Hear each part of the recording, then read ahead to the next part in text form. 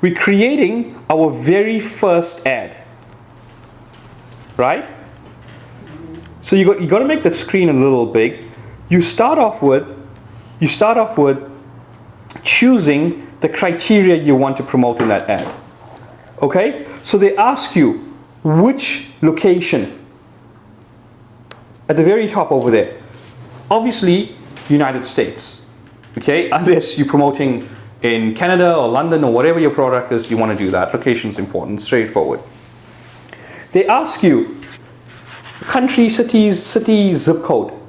In this example, I'm choosing zip codes. Okay? Because I want my post in and around my location.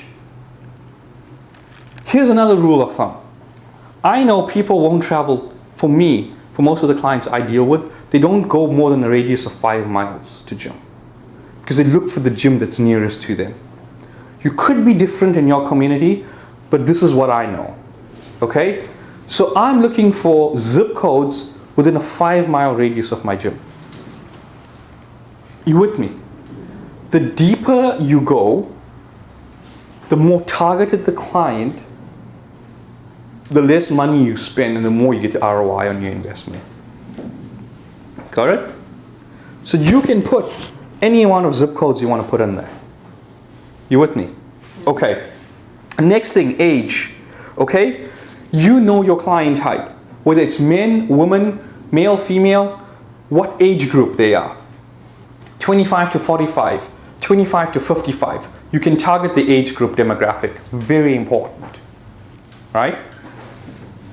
The next thing you would do is any interest they have, you know, whatever activities you want, you can go and select it. I'm not going to go through that now. As you learn more about your clients, you can use different categories. You can choose one that most represents it. Don't worry too much about it. The thing I want to draw your attention to for now is a thing called connections. You see the word connections? Mm-hmm. Everyone's with me? Yeah. Slide 30. Okay? Remember, I'm creating these ads now. I'm just taking you through an ad as I would create it live. Okay, remember I told you create 3 ads. Yeah. Right? I'm creating the first one. I've got to repeat this process all over again for the second one. So I click on the first one.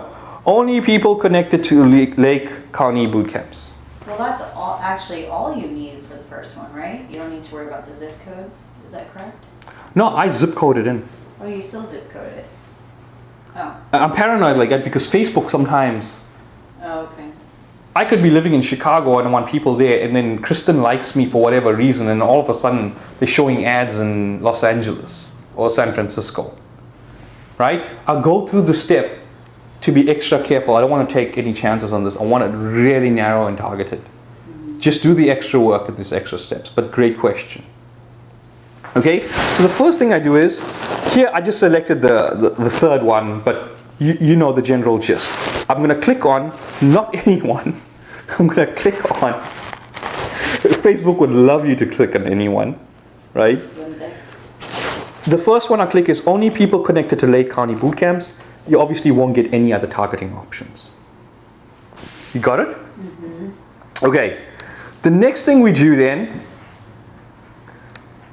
is now, we're on slide 31. Everyone's with me? I want you to pay attention to the ad on the right hand side. Here, I'm just going to show you something very quickly. If you look at the ad on the right hand side, you can see the estimated reach is 760. Okay? That is for people that are connected to Lake County boot camps. Right? If you choose the first option, it's only showing to 760 people. Look at the zip codes that we entered for that. Can you see that? Facebook is saying, okay people, I'm now going to show it to these people in these zip codes.